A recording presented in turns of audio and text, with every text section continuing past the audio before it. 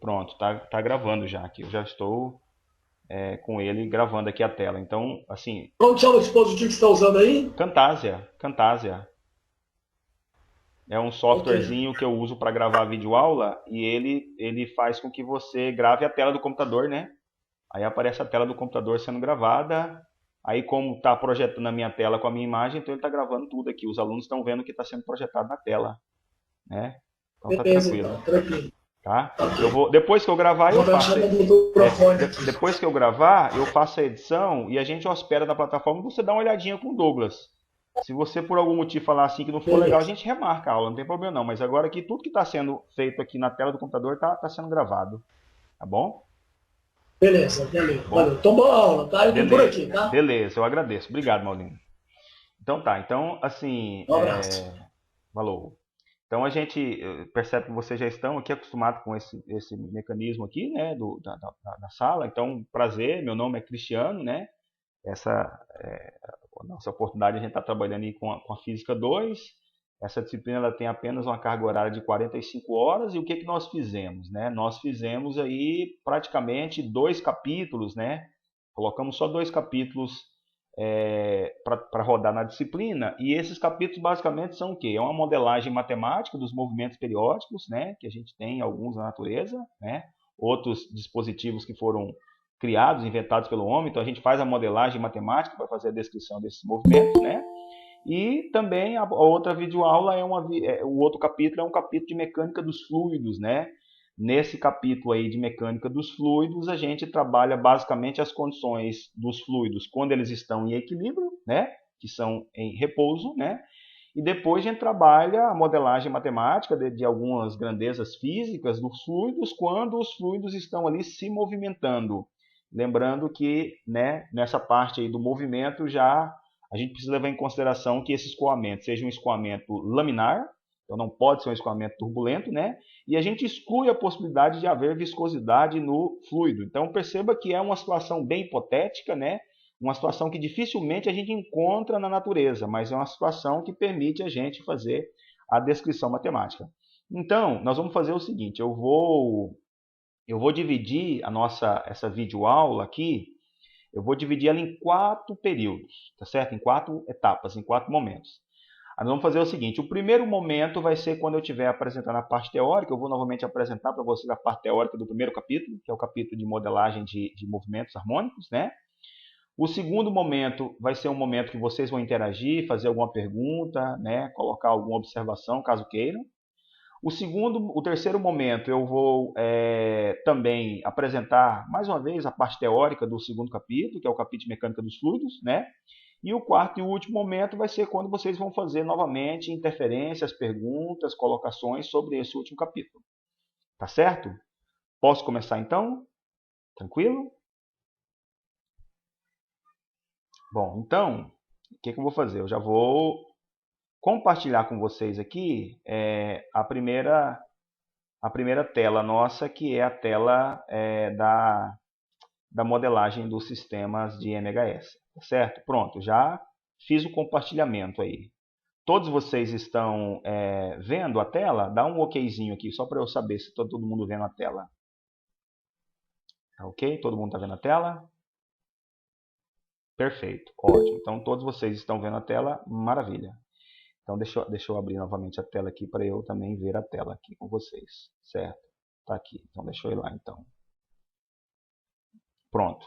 Então, pessoal, é o seguinte, ó, esse capítulo aqui, dessa primeira aula aqui, a gente deu para ele o nome de modelagem matemática dos movimentos periódicos. Então, assim, lá na Física 1, vocês estudaram alguns movimentos que vocês tinham plenas condições, né, de fazer a modelagem desses movimentos.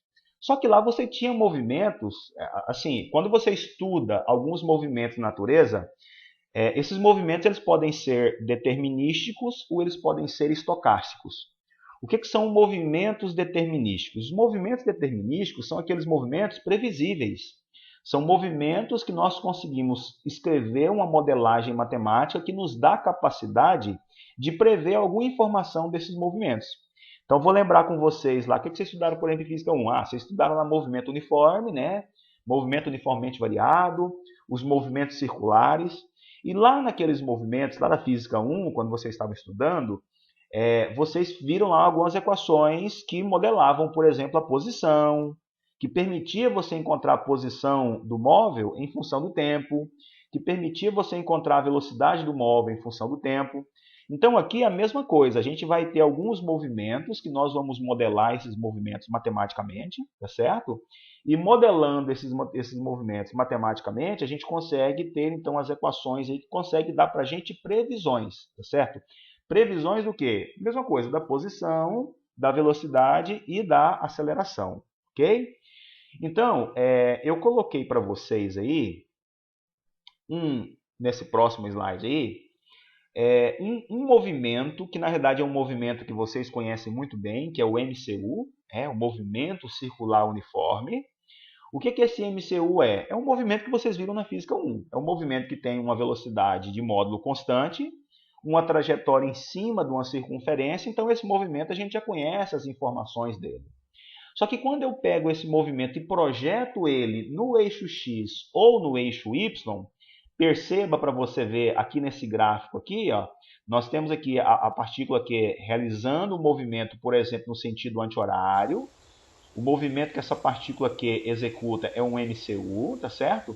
E quando você faz a projeção dessa partícula no eixo X ou no eixo Y, essa projeção aqui, ó, ela faz isso. Olha para você ver o meu mouse aí. Ó. Se você projetar esse ponto Q no eixo X, ele vai ficar fazendo isso aqui. Ó. Ele vai, volta, vai, volta, vai e volta. Esse ato de ir e voltar, ir e voltar, ir e voltar, é um movimento que nós chamamos de movimento o quê? Um movimento harmônico simples. É um movimento repetitivo, certo? Então, quando a gente analisa esse movimento de ir e voltar, nós temos algumas variáveis que compõem esse movimento. Quais são as variáveis que compõem esse movimento? Bom, eu tenho a posição, ele vai mudando de posição na medida em que o tempo vai andando. Eu tenho a velocidade, cada instante que eu observo o movimento da minha partícula, ela possui uma velocidade. E essa velocidade ela varia. Então, se essa velocidade varia, ela tem uma aceleração. Então, eu também possuo para esse movimento uma aceleração. Aí você pergunta, professor, mas qual que é a diferença mesmo dessa velocidade e dessa aceleração no MHS para aquelas velocidades e acelerações que vocês haviam estudado lá na Física 1? A diferença, pessoal, é que aqui essa velocidade ela varia, só que ela não varia de maneira uniforme com o tempo. Ela varia de maneira que o tempo não é a única variável. Outras variáveis constituem, né, para que essa grandeza de velocidade mude. E a aceleração, ela também muda. Ela não é constante, como a gente tinha lá o movimento uniforme, que a aceleração era nula, ou o movimento uniformemente variado, que a aceleração era constante, diferente de zero. Então, o que acontece? A gente fez algumas videoaulas lá que nós deduzimos para vocês essas equações. Qual equações que foram deduzidas, que foram demonstradas? A equação horária da posição, que é essa primeira aqui, ó. Se vocês lembram das videoaulas que vocês tinham, nós fizemos a dedução dessa equação da posição. Então, a primeira equação, a mais importante, é a equação da posição. Por quê? Porque quando você tem a equação da posição, se você fazer a primeira derivada temporal dessa equação, você tem o quê? A velocidade. E a primeira derivada temporal da velocidade ou a segunda derivada temporal da posição me dá o quê? A aceleração. Então, quando eu pego essa equação aqui e derivo uma vez, eu tenho essa segunda equação, que é da velocidade. E quando eu derivo a minha equação da velocidade no tempo, eu tenho a equação da aceleração.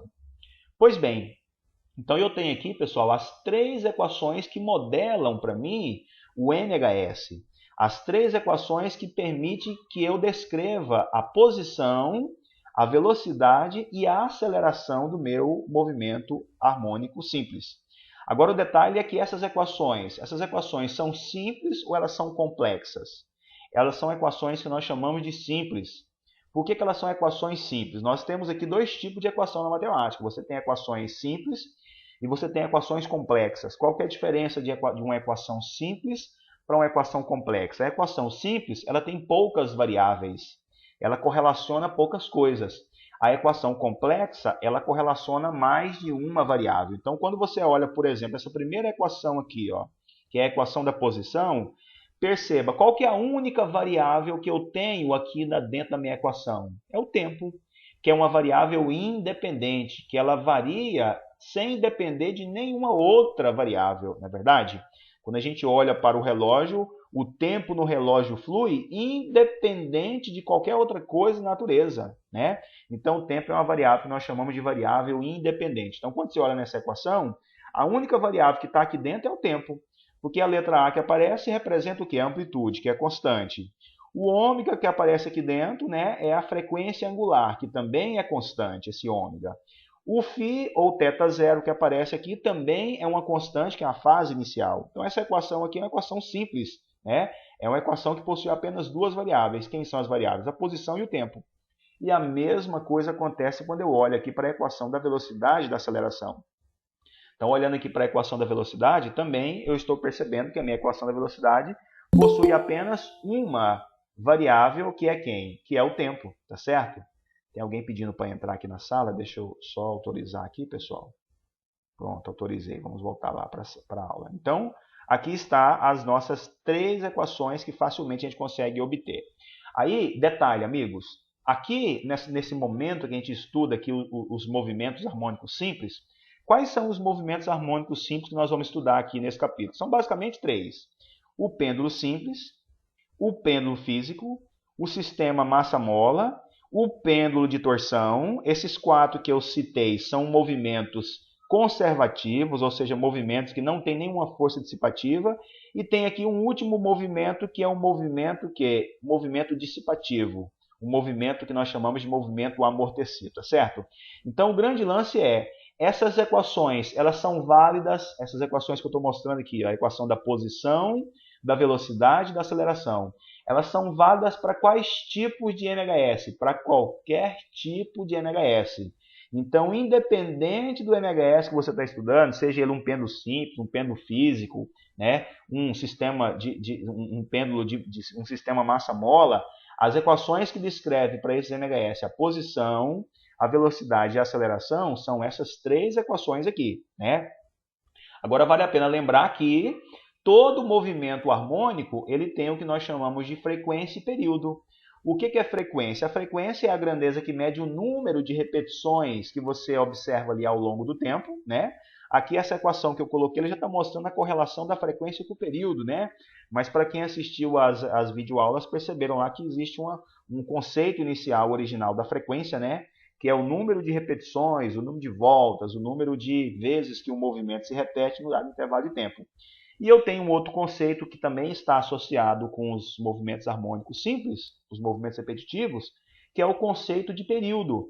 Então, o que é o período? O período é o tempo gasto para que o movimento se repita exatamente uma vez. Então, olha que coisa interessante. Quando a gente olha para o movimento da Terra, a Terra realiza um movimento repetitivo.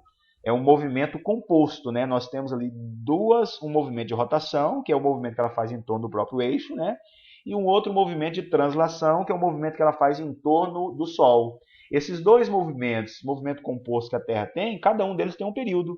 Então, quanto que vale, por exemplo, o período de rotação da Terra? O tempo que a Terra gasta para dar uma volta completa em torno do seu eixo? 24 horas.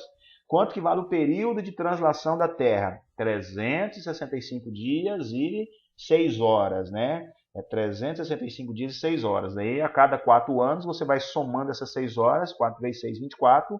Aí você, ao final de cada 4 anos, tem um déficit de um dia, aí bota lá um dia no ano bissexto, tá certo? Então, todo movimento repetitivo, ele tem que ter a ele também associado o conceito de frequência e período. Aí, para você calcular a frequência, o período e a frequência angular, aí existem equações específicas. Essas equações específicas, cada um deles tem uma equação. Aí quando a gente faz lá com vocês a dedução, né? Da frequência do período para o pêndulo simples, da frequência do período para o pêndulo de torção e para todo mundo lá, tá certo? Essa outra equação aqui embaixo, vocês estão vendo aqui, essa equação aqui é uma equação que permite para a gente calcular a amplitude quando eu conheço a posição, a velocidade associada à posição e a frequência angular, que é uma grandeza constante, né? Também existe uma videoaula lá que nós apresentamos para vocês a dedução dessa equação. Como é que eu cheguei nessa equação? É bem simples, basta você pegar aqui ó, a equação da posição e da velocidade eleva todo mundo ao quadrado, isola o seno ao quadrado e o cosseno ao quadrado nas duas, né? E usa lá a relação fundamental da trigonometria que você facilmente consegue chegar, né, nessa equação aqui, tá certo? Deixa eu autorizar aqui, tem mais pessoas pedindo para entrar. Pronto, então, o que acontece? Quando você eleva as duas equações da posição e da velocidade ao quadrado e isola em ambas o seno e o cosseno ao quadrado, usando a relação fundamental da trigonometria, você tem condição de chegar nessa equação. Perceba que para vocês que estão sendo aí estudantes de matemática, serão professores de matemática, deduzir uma equação é fundamental. Você tem que fazer a demonstração de todas as equações que, por exemplo, na matemática você vê. Por isso que nós não nos furtamos aqui das deduções, tá certo? Aí vamos lá. Então, o próximo slide aqui vai ser nesse primeiro sistema aqui, é o sistema massa-mola. Então, de novo, nós fizemos lá com vocês uma videoaula onde a gente fez a dedução das três equações, né, das três grandezas, desculpa, que caracteriza todo MHS. Então, vamos lá. Todo MHS ele é caracterizado por três grandezas. Que grandezas são essas? A frequência, que é o número de repetições no tempo que ele executa, o período, que é o tempo para se executar uma repetição completa, e a frequência angular, ou pulsação, né, que é representado por ômega. Então, no caso do sistema massa-mola, aqui eu já tenho aqui nos finalmente as três equações distintas, né, que permite para você calcular o ômega, que é a frequência angular, a frequência e o período, tá certo? Nessa primeira equação aqui, ó, o K é a constante da mola, o M é a massa da mola. Lembrando que toda vez que você estiver usando essas equações, para encontrar alguma informação que ela permite, você tem que colocar todo mundo no SI, que é o Sistema Internacional de Medidas, né? Então tem que lembrar que a constante da mola, essa constante aqui, a constante elástica, essa constante elástica a gente encontra quando a mola está fazendo um movimento de translação, a unidade dela é o quê? É newtons por metro, né? A mesma coisa acontece aqui com a massa da mola. A massa da mola, ela precisa estar na unidade oficial. E qual que é a unidade oficial da massa no SI? A unidade oficial de massa no SI é o quê? Quilogramas. E assim por diante. Aqui no período também, você tem que substituir todo mundo no SI. Quando você fizer as devidas substituições no SI, a grandeza que você isolou na equação e está encontrando vai ser dada também no SI, né? Então, se você botar todo mundo no SI aqui no ômega, quando você descobrir o ômega, vai estar no SI. Qual que é o SI de ômega? Radianos por segundo. Qual que é o SI de frequência? Hertz. Qual que é o SI de período? Segundos, e assim por diante, né? Então, esse aqui a gente não vai aprofundar, porque nós já fizemos uma videoaula lá sobre a dedução dessas equações. É óbvio que se tiver alguma dúvida, ao final dessa explicação, vocês poderão fazer pergunta, tá certo? Esse foi o sistema massa-mola. Agora vamos lá, o próximo MHS que a gente faz a modelagem matemática é o pêndulo simples, certo? Então assim, vamos lembrar qual que é a diferença, pessoal, de um pêndulo simples para um pêndulo físico. O pêndulo simples é aquele sistema onde toda a massa dele está concentrada em apenas um ponto, né? Então como que eu poderia, lá na minha casa, como é que a gente poderia na sua casa aí montar um pêndulo simples? É bem fácil, né? Você pega lá uma chumbada de pescar, né? Uma chumbada de pescar, dependura essa chumbada em um fio de nylon ou um fio de algodão, um fio que a massa seja bem pequena, praticamente desprezível diante da massa da chumbada, bota um preguinho na parede e coloca essa chumbadinha para fazer isso aqui, para fazer esse movimento de vai e vem. Quando a chumbada estiver fazendo o movimento de vai e vem, você tem ali um pêndulo simples, né? Então, o que é um pêndulo simples? É aquele pêndulo onde toda a massa do sistema está concentrada em apenas um ponto. Isso é um pêndulo simples. E o que é o pêndulo físico? O pêndulo físico é quando a concentração da massa não é pontual. A concentração da massa é uma concentração extensa. O professor dá um exemplo de pêndulo físico. Você pega a sua mochila aí agora, dependura a sua mochila, por exemplo, na parede, lá pela alça, e coloca a mochila para oscilar. Quando você coloca a mochila para oscilar, eu pergunto, a massa da mochila está concentrada em apenas um ponto? É uma concentração pontual ou é uma concentração extensa? A mochila dependurada numa parede já representa uma concentração de massa extensa. Aí eu já tenho um pêndulo físico.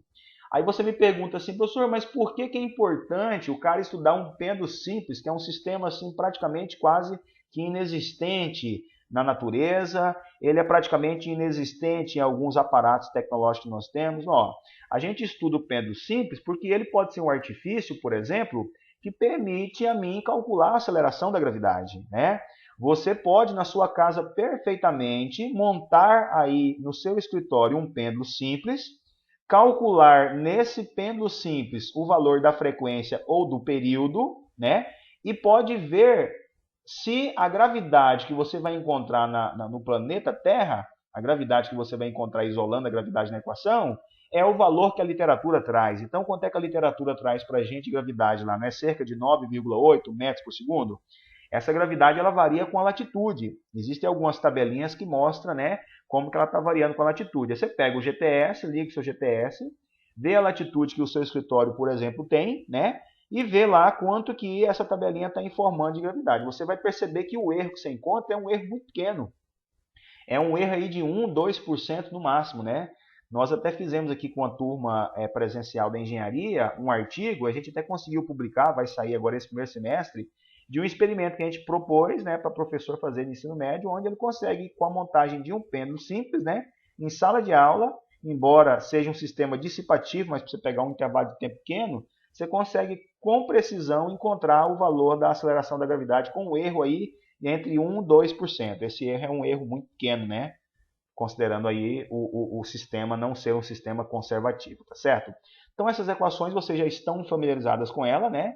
Novamente são equações que permitem a gente encontrar a frequência angular, a frequência e o período. Para quem? Para o pêndulo simples, tá certo?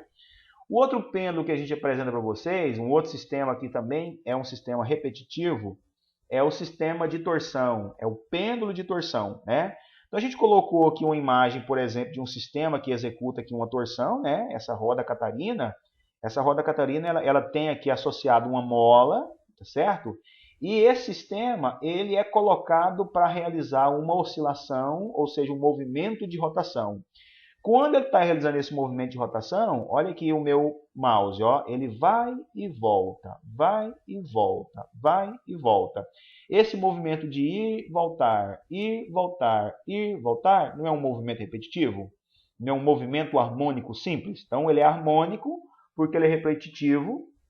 Ele é simples porque quando a gente modela as equações que descrevem o movimento, a gente não encontra nessas equações muitas variáveis, nós encontramos poucas variáveis. Basicamente é o tempo, a variável independente, e junto com a variável independente, que é o tempo, vem as outras variáveis dependentes do tempo, que é quem? A posição, a velocidade e a aceleração. Então perceba que as equações que mudam quando eu estou apresentando diferentes MHS são apenas as equações da frequência, do período, né, e da frequência angular. Aqui ficou dobrado aqui, ó, pra você ver, né? Eu fiz o slide que ficou repetido, né? Mas aí o que acontece? Se você tem a frequência angular, que é essa expressão aqui, ó, para o sistema de oscilação aqui, que é a roda Catarina, que é o pêndulo de torção, você consegue, a partir da equação da frequência angular, você consegue encontrar a frequência, né, e o período. Como que você encontra a frequência e o período? Basta você pegar a frequência angular e abrir a equação da frequência angular, né? O ômega é igual a 2πf. Então, se você tirar esse ômega e botar 2πf e isolar a frequência, está aqui. A frequência vai ser encontrada por essa equação. E o período, ficou repetitivo aqui, ó, mas você já viu o período ao inverso da frequência. Então, se você pegar essa equação e calcular o inverso dela, o que é o inverso dessa equação? 1 sobre 2π vai ser 2π, raiz de k sobre i vai ser i sobre k. Lembrando que vocês precisam saber quem que são, né, as variáveis que estão aparecendo aqui nas nossas equações. Quem que são essas variáveis aqui? Ó? O K, pessoal, é uma constante de torção e o I é o momento de inércia. Então percebam que eu tenho aqui uma mola, ou um elástico, isso aqui pode ser uma mola ou um elástico. E quando eu tenho uma mola ou um elástico, essa mola ou elástico ela pode ter duas constantes. Ela pode ter uma constante que é a constante elástica, que é aquela constante apresentada por nós lá por Hooke, e eu posso ter essa constante que é uma constante de torção. Qual que é a diferença da constante elástica para a constante de torção? A constante elástica acontece quando o meu movimento é um movimento de translação, e a constante de torção aparece quando o meu movimento é um movimento de rotação. Perceba que aqui a mola está, esse sistema aqui que está compondo o meu pêndulo de torção, ele realiza que tipo de movimento? É um movimento de translação ou de rotação? É um movimento de rotação, tá certo? Diferente aqui do meu sistema massa-mola, que estava realizando aqui ó, um movimento de translação. Então aqui eu tenho uma constante elástica que está associada com translação. Aqui eu tenho uma constante de torção que está associada com rotação, tá certo? E o I, para que serve o I? O I é o momento de inércia. Aí, mais uma vez, fica para a gente a pergunta, professor, mas esse pêndulo de torção é um sistema tão raro, né, na natureza, poucos são os dispositivos que a gente vê compondo esse sistema aí, por que a gente precisa modelar essas equações? Ora, a gente modela essas equações, às vezes, não necessariamente para encontrar a frequência angular, a frequência ou o período. A gente modela, às vezes, a equação para encontrar outra grandeza. Então, perceba que essas equações aqui faz com que a gente facilmente consiga encontrar o momento de inércia do corpo. Lembrando que quando o corpo que está realizando o movimento de rotação tem uma geometria conhecida, sei lá, ele é uma circunferência, ele é um cilindro, ele é um bastão, ele é uma esfera, eu tenho lá na física umas tabelinhas que permitem calcular o momento de inércia, isso a gente viu em física 1, né? Mas quando você tem um corpo que não tem uma forma geométrica definida, eu não tenho equações prontas e acabadas para calcular o momento de inércia. Aí o que eu posso fazer? Eu posso pegar esse objeto em questão, eu posso montar com ele um pêndulo de torção, né? E aí eu consigo encontrar o momento de inércia dele. Então a finalidade também pode ser diversa. Então essa equação, como está isolada aqui o ômega e o F, você poderia muito bem isolar aqui o K para encontrar a constante de torção, ou isolar o I para encontrar o momento de inércia. Aí você tinha que encontrar, né? Tinha que conhecer as outras informações, tá bom? Beleza, o próximo pêndulo eu já comentei com vocês, é o pêndulo físico, né?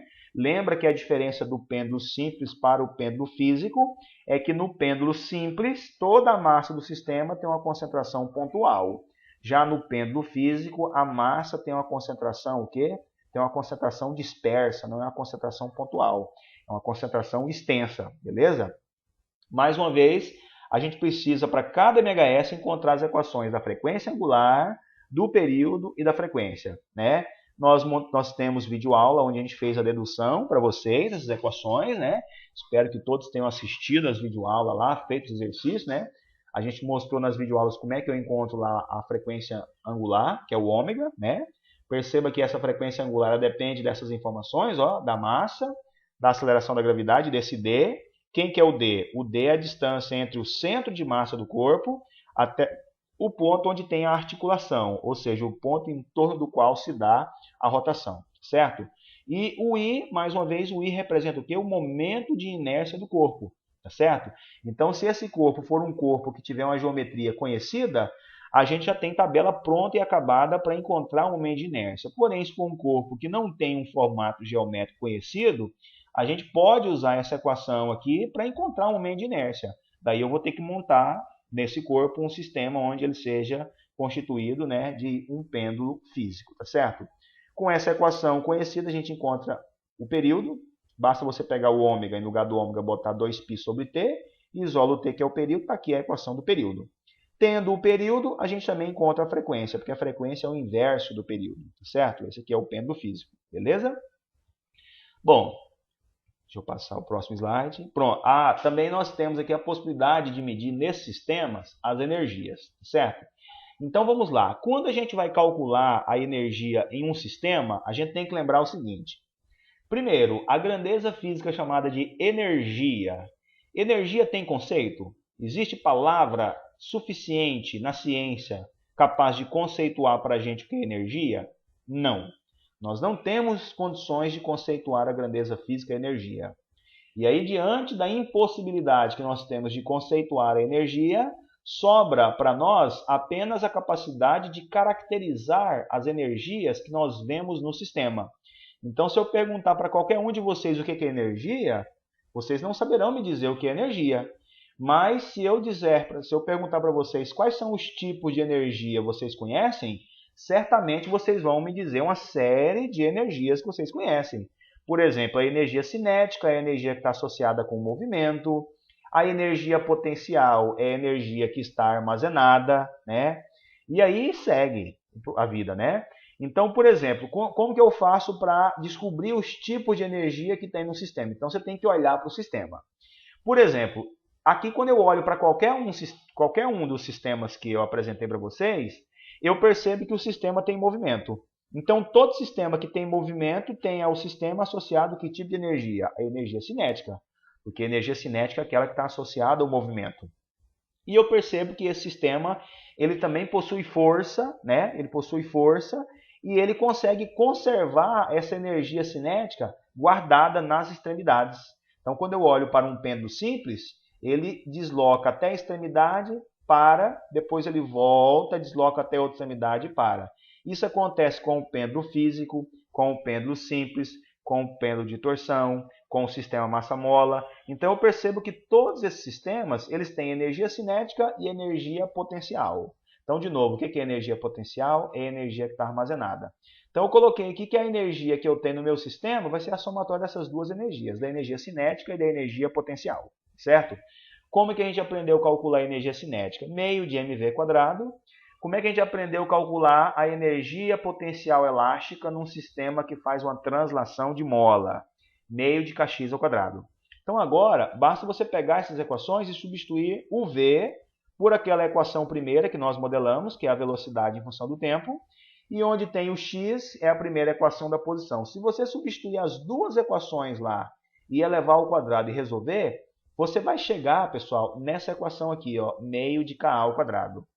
Então, quando você chega nessa equação meio de Ka², essa é a energia mecânica do sistema. Então, perceba que a energia mecânica do sistema basicamente vai depender o quê? Da amplitude, né? Então, quando eu tiver, por exemplo, o sistema massa-mola, se eu mudar a mola, eu mudo a energia que está associada no sistema? Eu mudo a energia que está associada no sistema. Se eu mexer na massa, eu mudo a energia que está associada no sistema? Não, porque quando você olha aqui, a energia não depende da massa, ela depende da constante elástica e depende da amplitude. Então, para eu alterar a energia que o sistema armazena, ou eu tenho que mexer na mola, alterando com isso a constante elástica, ou eu tenho que mexer na amplitude do movimento. Qualquer uma dessas alterações, né, vai contribuir para a alteração da energia mecânica do sistema. Aumentando a constante, aumenta a energia. Aumentando a amplitude, aumenta a energia. Lembrando que a correlação da energia com a constante é uma correlação linear e a correlação da energia com a amplitude é uma correlação quadrática. Ou seja, quando você dobra a amplitude, a energia quadruplica. Quando você aumenta a amplitude, você triplica a amplitude, a energia aumenta 9 vezes, né? É uma relação quadrática. Então, mais uma vez, para você chegar nessa equação, basta você pegar essa somatória de energia, substituir a equação da velocidade e da posição. Também fizemos isso em algumas videoaulas lá, né, que apresentamos para vocês na disciplina. E por último, eu vou apresentar para vocês que os sistemas amortecidos, nós não chegamos a fazer nenhuma gravação de videoaula e também isso aqui não vai ser abordado na avaliação de vocês, pode ficar tranquilo. Eu só coloquei aqui para a gente mostrar que nem tudo são flores, não é verdade? Veja bem, esses sistemas que nós modelamos anteriormente aí, o pêndulo simples, o pêndulo físico, o pêndulo de torção, o sistema massa-mola, todos eles eram sistemas conservativos, ou seja, se você botasse ele para oscilar, se ele fosse um sistema conservativo, você ia embora e deixava lá o pêndulo girando, 10 anos depois você voltava e continuava lá o pêndulo oscilando. Isso acontece na prática? Não, isso só existe teoricamente, hipoteticamente, na prática não acontece. Por quê? Porque os nossos sistemas eles são dissipativos, eles têm forças resistivas, forças de atrito, né? São forças que minguam a energia do sistema. Então eu coloquei para vocês aqui, ó, um gráfico que representa para a gente um sistema que possui um decaimento.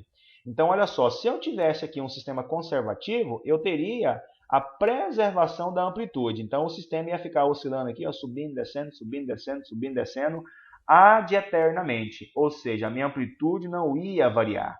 Mas olha para você ver esses exemplos que nós apresentamos aqui. O meu sistema ele começa, ó, tá vendo? Ele começa a oscilar e o que acontece com a amplitude dele? Vai reduzindo. Então eu coloquei aqui algumas curvas, né, que vão representar para a gente aqui sistemas amortecidos, sistemas dissipativos. Então, de novo, quando você tem um sistema desse aqui, o que é que você precisa encontrar? Você precisa encontrar a equação que modela para você o quê? A posição e a frequência angular, tá certo? Então, o que a gente faz? Então, primeiro você precisa conhecer a descrição matemática da força resistente a esse movimento. Quando a gente coloca a ocorrência de um sistema para oscilar aqui, por exemplo, um sistema massa-mola, a gente consegue facilmente modelar e encontrar que a força ela vai aumentando, a força resistiva vai aumentando na medida em que a velocidade aumenta. E essa correlação da força com a velocidade é uma correlação linear. Como que eu sei que se trata aí de uma correlação linear, né? Você faz uma plotagem gráfica, faz uma regressão linear. Quando você faz a plotagem gráfica e faz a regressão linear, você encontra lá uma regressão de uma equação do primeiro grau. Então a correlação é linear. Então já está aqui a correlação linear escrita, né?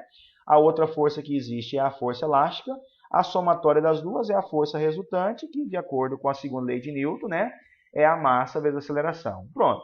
Quando eu tenho essa equação aqui montada, aí basta eu abrir. Então a aceleração, está aqui, a aceleração é a segunda derivada temporal da equação da posição.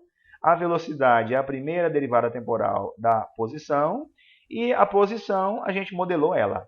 Então, quando você chega dessa equação para essa, o que você tem aqui? Agora você tem uma EDO, uma equação diferencial ordinária. Essa EDO, vocês vão ver isso aqui em cálculo numérico.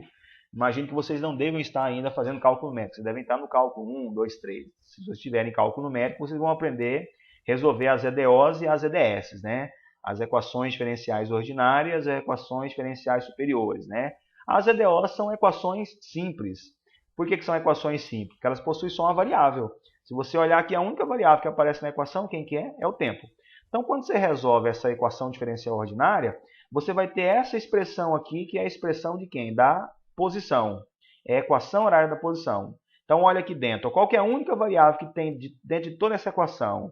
É a equação grandona, é a equação meio feia, mas é a equação simples. Por que é a equação simples? Porque o tempo é a nossa única variável, né? Olha aqui, ó. A amplitude está sofrendo decaimento exponencial, mas é em função do tempo. Porque aqui dentro está aparecendo o B, que é uma constante, a massa, que é uma outra constante. Esse ômega, ele também aqui vai se tornar uma outra variável, né? Mas o ômega, sendo uma variável, não fez com que a equação deixou de ser simples para complexa. Ela continua sendo uma equação simples, né? Beleza, quando você tem essa equação da posição, aí com a solução que você encontra nas EDOs, você tem também aqui o valor de ômega.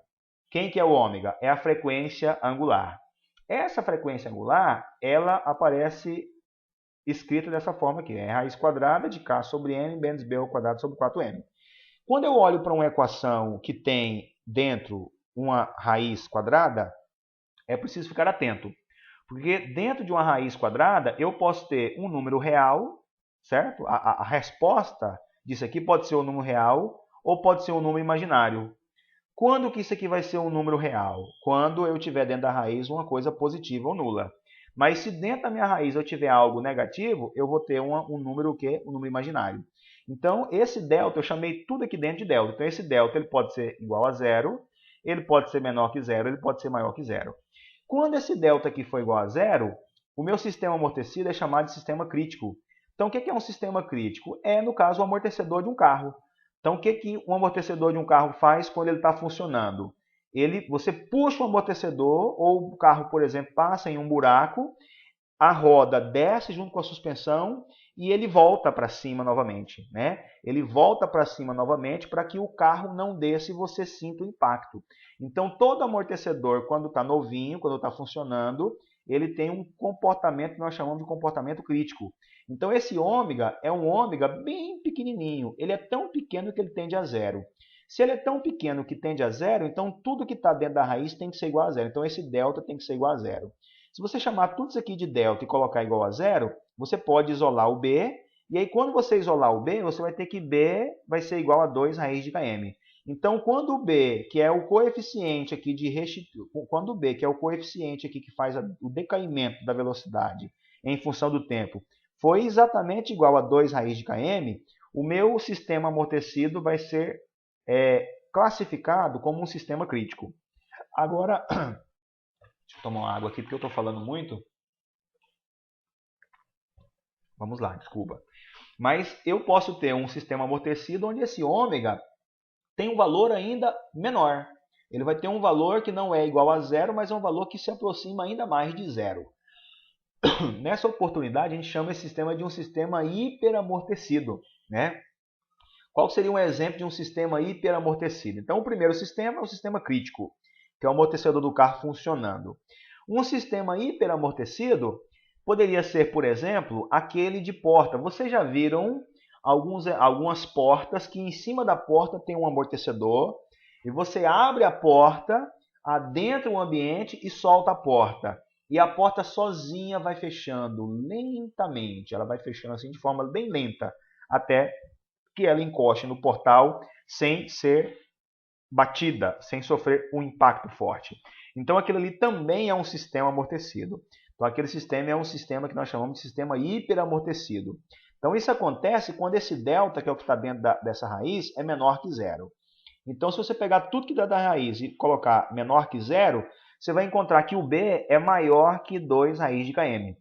Então é simples, o cara vai te dar lá um sistema amortecido e via de regra vai perguntar para você, esse sistema amortecido aí é de que tipo? Ele é crítico, ele é hiperamortecido ou ele é subamortecido? Você tem que calcular o valor de B, ou tem que conhecer o valor dessa constante B, e aí depois você calcula quanto que vale a constante 2 raiz de km.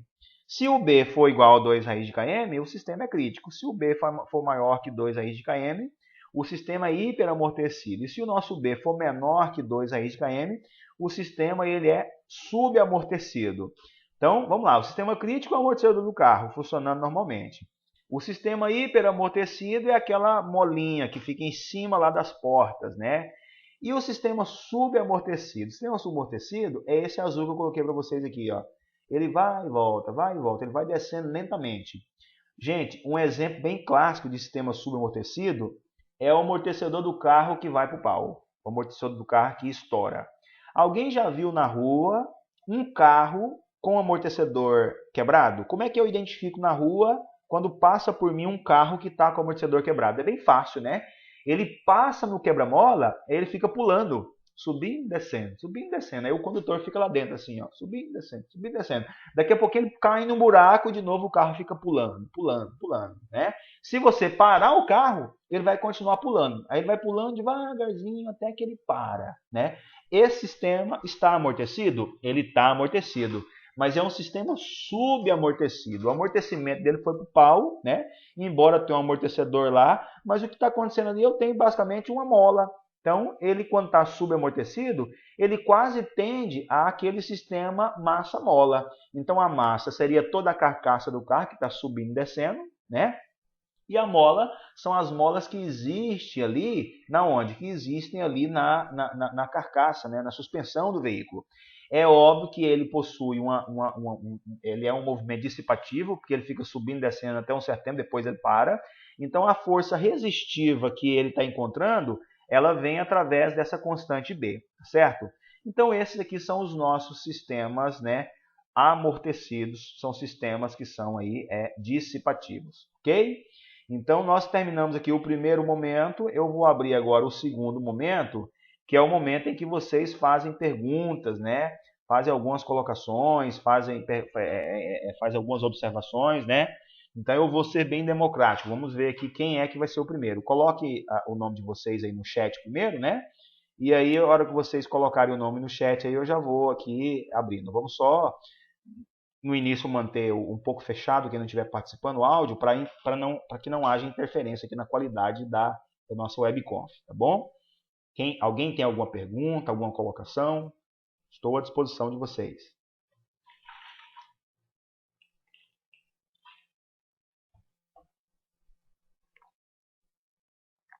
Vocês estão aí, gente? Alguém está me ouvindo? Tem alguém aí? O som tá ótimo, já. Tá ótimo? Tô tranquilo. Ótimo, tá ótimo, tá muito bom. Perfeito, então tá. Eu tive 2 OKs aqui, do Silval e do Adriel. São perguntas que vocês gostariam de fazer? A Telura também deu um ok. Ninguém tem nenhuma pergunta? Se ninguém tem nenhuma pergunta, eu vou ter 2 possibilidades de conclusão. Todo mundo entendeu tudo ou ninguém entendeu nada, né? A Anny está falando que a conexão dela está ruim, mas se você tiver alguma dúvida e quiser mandar por escrito, não tem problema, tá, gente? Quem quiser fazer alguma participação mandando dúvida por escrito, tudo bem. Ninguém tem nenhuma dúvida? Eu posso passar para o terceiro momento, que é a parte de mecânica dos fluidos? Tudo bem? Ó, vou por ordem alfabética aqui. A Solange, fez eu lembrar do tempo. Eu vi que alguns de vocês já têm uma graduação, né? Estão fazendo aí uma segunda graduação, né? Eu pessoalmente conheço a Telúria, eu sei que ela já fez uma graduação, né? Eu estava olhando aqui, tem outras pessoas aqui também que já tem a primeira graduação. Acho que a Tatiane, né? Ela já é graduada em Química, até professora do campus, né, Tatiane? Eu vi você também. Quem mais? Tem pessoas que já têm uma graduação aqui, estão fazendo a segunda, né? É bom. Eu também quero voltar a estudar outra graduação, né? Só que eu quero sair das exatas. Eu quero fazer uma coisa bem louca, né? Mas tudo bem. A Elisa, ó, é formada em ADM, né? Temos o tutor também. Temos aí os tutores, né? Que já são, às vezes, da área de exatas, né? Maravilha. Então tá. Vou fazer só mais. A Solange, ó, fez física pela UFMT do Pontão de Araguaia. Legal, Solange. Maravilha. Já é formada em física. Está fazendo física de novo? Podia ter solicitado o aproveitamento, né? Mas tudo bem. Gente, alguém tem alguma pergunta? Ó, o Valdeir fez ciências biológicas, né? A Solange é a tutora. Ninguém tem nenhuma pergunta? Posso ir? Tranquilo? Então, beleza. Nós vamos então passar agora para o terceiro momento, né? O terceiro momento é o que eu vou falar um pouquinho sobre a mecânica dos fluidos, tá bom? Então vamos iniciar agora o terceiro momento, que é falar um pouquinho sobre as mecânicas dos fluidos. Eu vou compartilhar com vocês aqui, a tela, só um instante. Vamos compartilhar aqui a tela. Só um minutinho.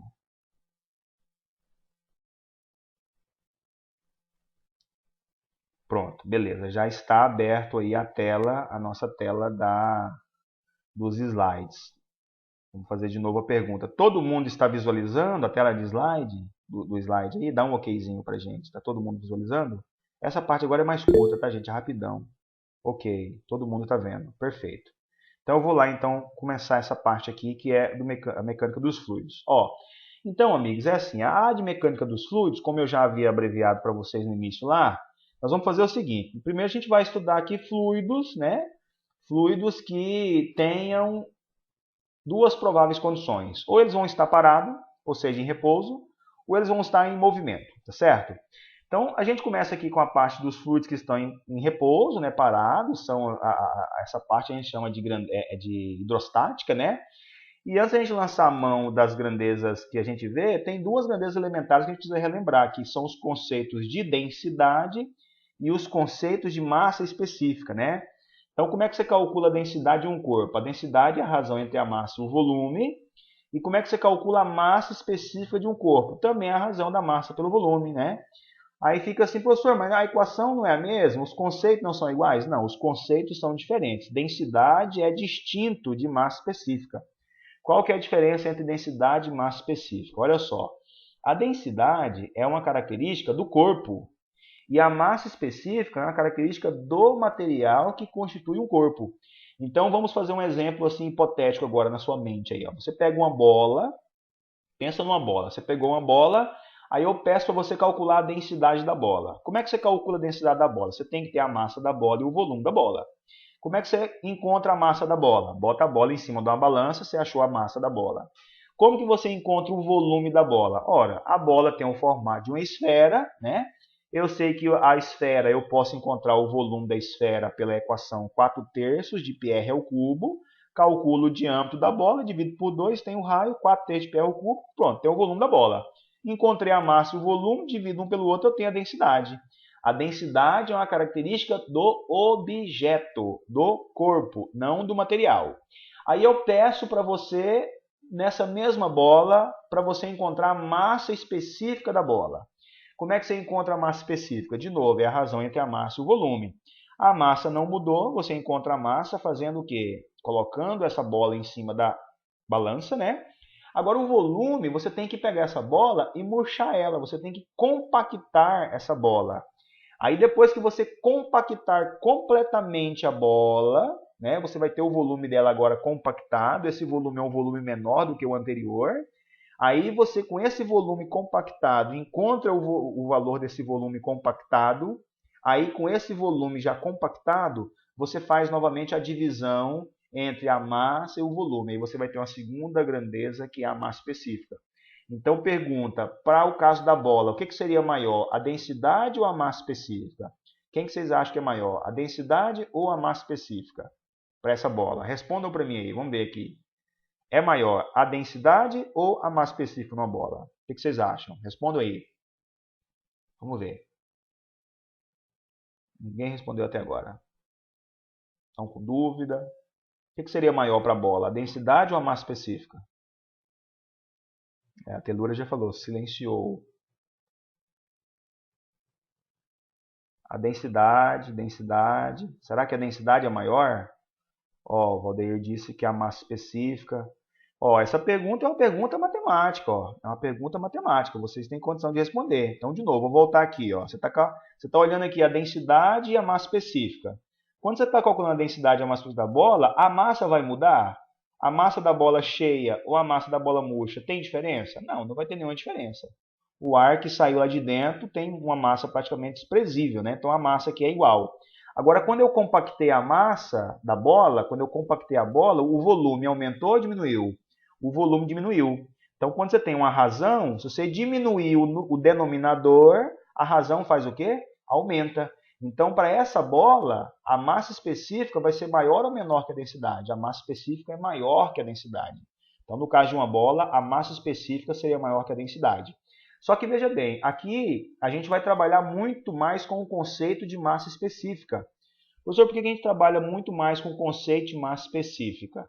Porque a gente vai trabalhar com um fluido. E quando eu estiver trabalhando com fluido, os fluidos, eles são o quê? São maciço. O fluido não é oco, o fluido é maciço. Então, tem a possibilidade de um corpo ter o mesmo valor de densidade e massa específica? Tem. Quando que o corpo vai ter a densidade igual a massa específica? Quando ele for um corpo maciço.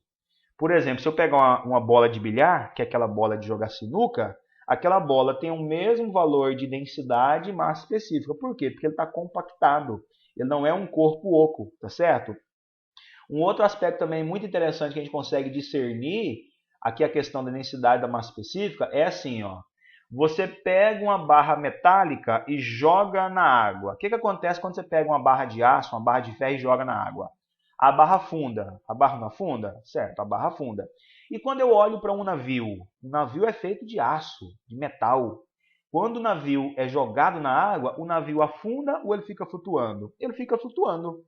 Então perceba, se o navio está flutuando, por que o navio que é feito de metal flutua? E por que eu pego uma barra metálica e jogo na água, ela não flutua, ela afunda? Porque eu tenho ali uma noção clara de massa específica e densidade. O que o navio tem em comum com a barra metálica? A densidade ou a massa específica? Ele só tem em comum a massa específica, que é uma característica do material, mas eles possuem densidades diferentes. Então, olha só, já adiantando um pouquinho lá da parte que eu vou falar aqui do empuxo, quando você joga um objeto na água, quanto que o objeto afunda na água? Quando ele tem uma densidade maior que da água. A densidade da água vale 1 kg por litro ou 1.000 metros cúbicos por 1.000 kg por metro cúbico, né? Então a densidade da água é 1 kg por litro. Qualquer corpo que afunda na água tem uma densidade maior que 1. Qualquer corpo que flutua na água tem uma densidade menor que 1. Então, quando você vai em algum porto, né, vai participar lá do seu cruzeiro, né, de férias, você chega no porto e olha para aquele navio grande flutuando lá na água, tenha a seguinte certeza, a densidade daquele objeto, a densidade daquele navio é menor que 1. Então, se você pegar a massa daquele navio, que é uma coisa estrondosa, muitas toneladas, e se você pegar o volume dele, que é toda a região que ele ocupa no espaço, se você dividir ali a massa pelo volume, estando na unidade quilogramas por litro, vai ter um valor menor que 1. Né? E por que o navio, quando ele é preenchido por água, por que ele afunda? Porque aí o espaço que eu tinha antes, que era preenchido por ar, ele acaba sendo tomado por água, e é como se o volume dele começasse a diminuir. Aí, se o volume começa a diminuir, a razão começa a aumentar. Quando essa razão for maior que 1, o que vai acontecer com o navio? Ele vai afundar. Vai ser quando a densidade dele é maior que 1, certo? Então, é bom ficar bem claro para a gente que tem diferença, que tem distinção entre densidade e massa específica. De novo, o fluido, quando a gente fala em fluido, é toda a substância que está no estado líquido ou gasoso. Um fluido vai ter massa específica igual a densidade. Por que no fluido a massa específica é igual a densidade? Porque os fluidos são maciços, não são corpos ocos, tá certo? Um outro conceito muito importante aqui, inicial, que a gente trata nos fluidos, é o conceito de pressão. Então, o que é pressão? Gente, pressão é a razão de uma força que é distribuída numa superfície. A pressão é a razão da força sobre a área. Agora, um aspecto muito importante que muita gente boa acaba errando. Cuidado, gente. Pressão, embora seja a razão de força por área, pressão não é grandeza vetorial. A pressão é uma grandeza escalar. A força é uma grandeza vetorial, mas a pressão é uma grandeza escalar. Lembra lá de Física 1? Qual que é a diferença entre grandeza escalar e grandeza vetorial? Grandeza escalar, ela só tem uma característica, que é o módulo, ou a intensidade. O que é módulo ou intensidade? É o valor numérico mais a unidade. Exemplo de grandeza escalar, a massa. Quando eu falo assim, ó, comprei 3 kg de carne passar. 3 kg. 3 o valor numérico, quilograma a unidade. Então a massa é escalar, área é escalar, volume é escalar, energia é escalar, pressão é escalar. E eu tenho também as grandezas vetoriais. O que são as grandezas vetoriais? São aquelas que têm 3 características: a intensidade, a direção e o sentido. A intensidade tem como sinônimo módulo. Você pode falar módulo ou intensidade. Por exemplo, eu fiz uma força de 2 newtons agora na parede, né? Vamos imaginar, eu estou aqui agora na frente do computador, né? Vocês estão olhando aí a tela do slide, estão olhando a minha tela aqui, né? Eu estou aqui, ó. Então, se eu fizer aqui na tela do computador uma força de, sei lá, 5 newtons, eu vou falar para você assim, ó, fiz uma força de 5 newtons na tela do computador. Se eu simplesmente disser isso, que a força é de 5 newtons, você vai entender completamente o valor da força? As características dela? Não, porque quando eu falo uma força de 5 newtons, eu estou apenas falando a intensidade da força, né? Eu tenho que falar também a direção e o sentido. Então, o vetor é toda aquela grandeza que possui de intensidade, direção e sentido. Então, força é vetorial, pressão é escalar, tá certo? Beleza, então agora que a gente já sabe o que é densidade, massa específica e pressão, a gente tem aqui o primeiro princípio que a gente estuda aqui, que é o da pressão nos fluidos, tá certo? Então vamos lá, como é que a gente calcula a pressão em um fluido, tá certo? A pressão no fluido ela é calculada aqui com o teorema de Stevens, certo? Então toda vez que você coloca um objeto aqui dentro de um fluido, esse objeto ele entra no fluido, vamos imaginar que você botou aqui uma moedinha, você botou uma moedinha, ela caiu aqui dentro e afundou. Quando eu olho lá embaixo, essa moedinha ela está submetida a uma pressão. Quem está pressionando a moedinha ou qualquer objeto que está imerso no fluido? Pressiona essa moedinha, tudo que está acima dela. Tudo que está para cima dela está pressionando ela. Então, se você olhar aqui nesse fundo desse recipiente, um objeto qualquer que esteja aqui, quem que está pressionando ele? O que está acima. Eu tenho 2 camadas de fluido acima desse objeto. A primeira camada é feita de água, a segunda é de ar. Então, a pressão resultante sobre qualquer objeto que está aqui no fundo é a somatória da pressão da coluna líquida, que é chamada de pressão hidrostática, que a gente calcula por esse produto aqui, ó, ρGH ou μGH, onde o μ é a massa específica ou a densidade do fluido, o G é a gravidade e o H é essa profundidade aqui, ó. Mais a pressão do outro fluido que está aqui acima, que é a atmosfera, né? Então, a pressão resultante aqui no fundo seria a somatória dessas 2 pressões, da pressão atmosférica mais a pressão hidrostática.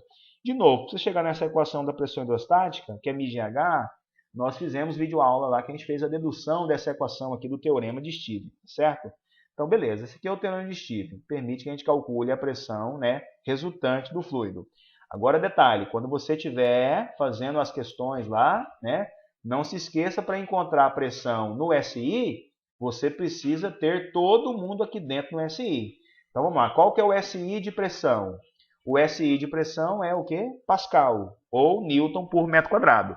Então, para que essa pressão aqui esteja no SI, todo mundo aqui dentro tem que estar no SI. Então, qual que é o SI de densidade ou de massa específica? É quilograma por metro cúbico. O SI de aceleração, metro por segundo ao quadrado. O SI de profundidade, metro. Está no SI, só jogar os dados na equação.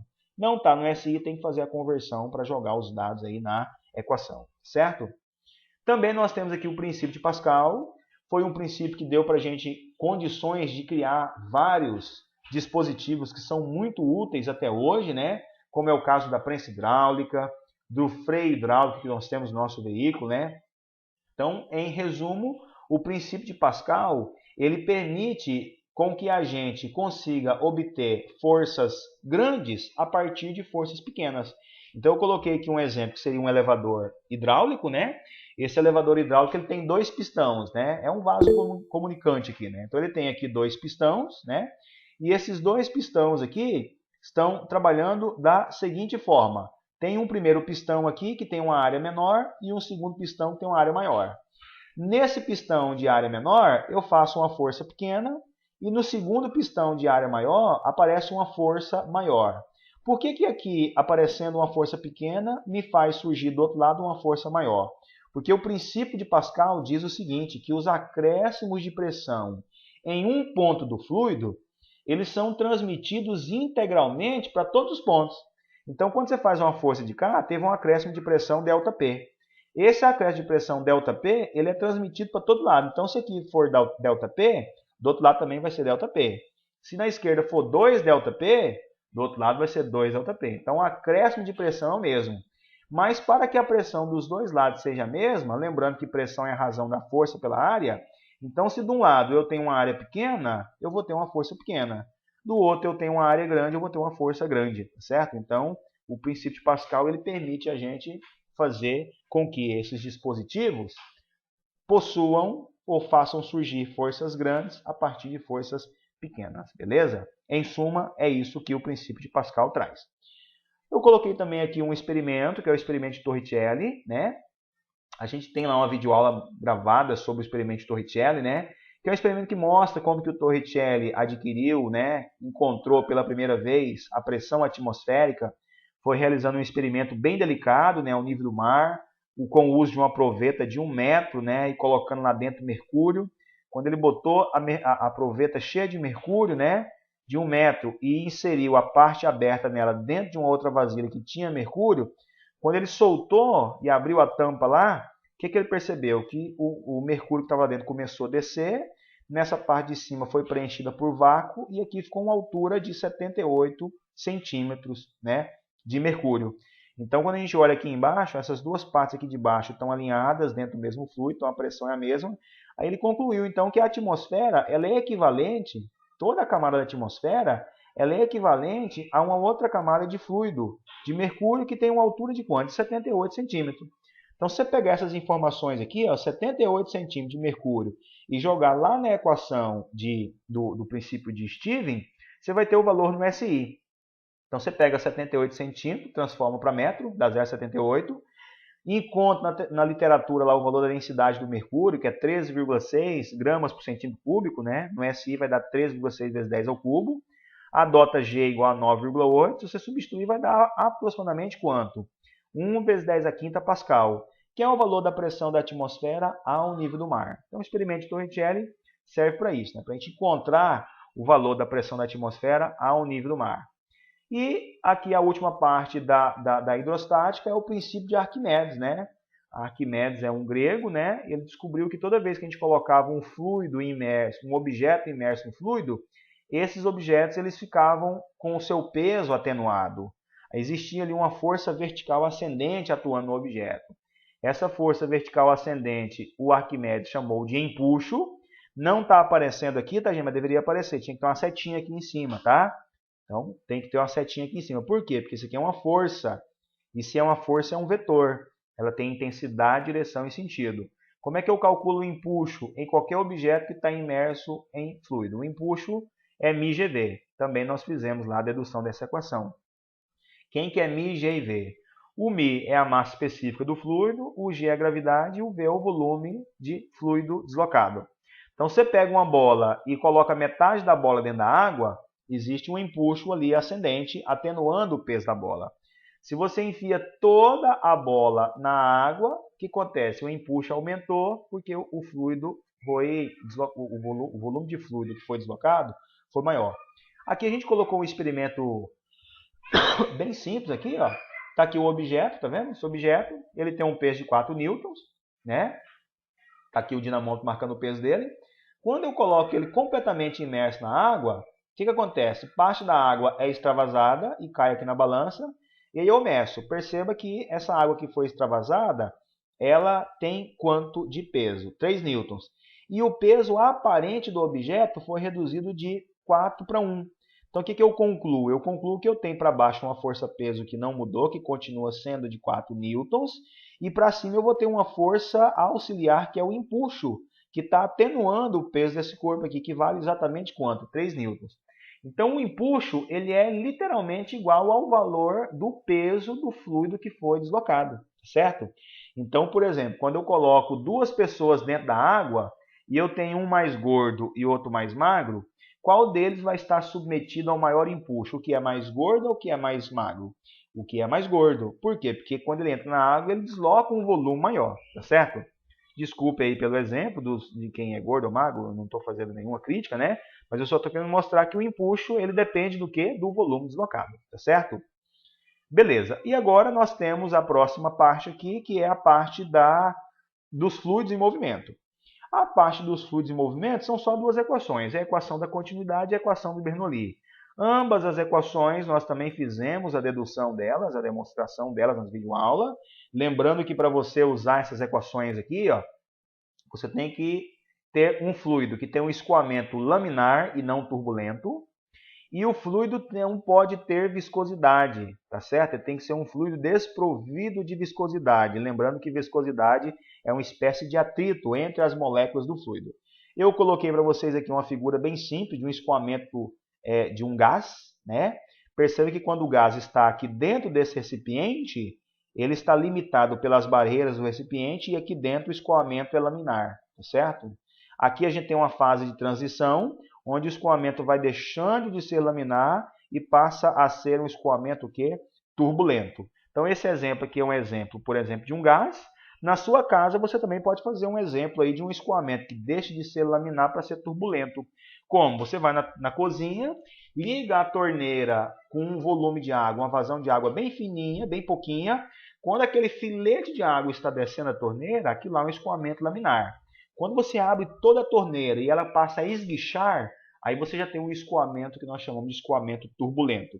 Então, de novo, as nossas equações aqui são válidas para qual tipo de escoamento? Laminar ou turbulento? Escoamento laminar.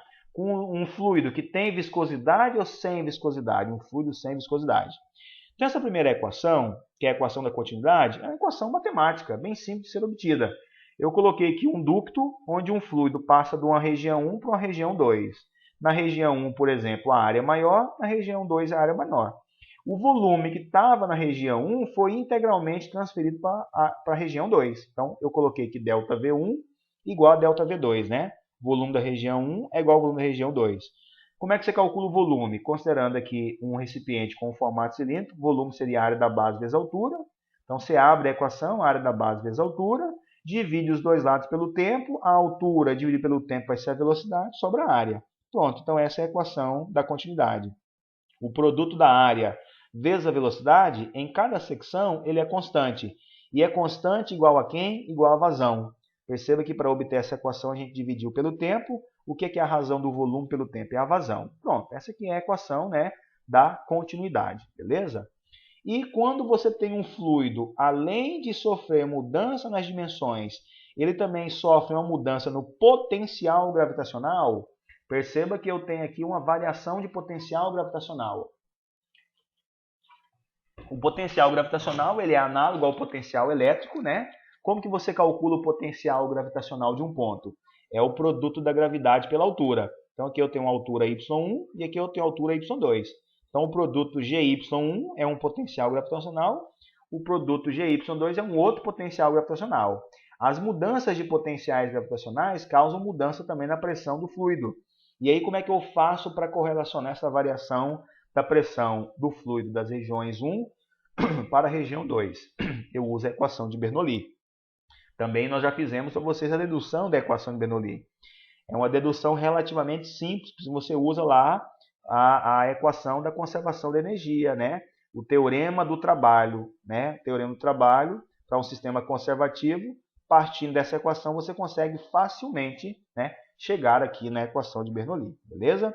Então a gente encerra aqui nessa parte de Bernoulli, a equação de Bernoulli, ok? Então vamos passar agora para a última parte, que é aquela parte que vocês me fazem algumas perguntas. Tem alguma pergunta sobre essa segunda parte, que é a parte dos fluidos? Né? Podem perguntar aí, sintam-se à vontade, ok? Estão perguntando, essa aula vai ficar na plataforma? Sim, ela vai ficar na plataforma, eu estou gravando aqui, tá bom? Alguma dúvida, gente? Como diz o ditado, fale agora ou acerte para sempre, né? Não é fale agora ou cale-se para sempre, né? É diferente, né? Sinal ruim. Vocês estão me ouvindo bem? Vocês conseguiram ouvir bem aí, durante o período que eu estava falando? Podem interagir agora, pessoal. Todo mundo conseguiu ouvir? A aula inteira, a aula inteira, o som foi bom, foi tudo legal, a aula inteira, cara. Foi Ótimo. perfeito. Beleza, obrigado, Maurino. Bom, então é isso, gente. Eu acho que não teve. O pessoal não está fazendo nenhuma dúvida agora, né? Talvez é normal isso, né? Ou não, né? Professor, você pode disponibilizar uma lista de revisão com base na prova? Ah, tá. Deixa eu falar então sobre a prova para vocês, como é que vai ser. Olha aqui, como é que vai ser a prova. Eu elaborei 10 questões análogas às questões que estão na lista. Quem resolveu as questões da lista, quem assistiu às videoaulas de resolução, quem estudou, quem leu os capítulos do livro que foram recomendados, estão aí preparados para fazer a prova. Então, assim, são 10 questões. Desculpa, gente. 10 questões. 5 de modelagem de MHS e 5 de fluidos, tá certo? Aí a plataforma vai fazer um loop nessas questões e vai pegar 5 delas. Então vocês vão resolver só 5. Então eu botei 10 e ela vai pegar 5 questões. Então, até para a gente não ter provas iguais, né? Então se você tem aí, Maurício me ajuda aí. Tchau. Oi. Se você tem 10 Deixa eu te dar um. Fala.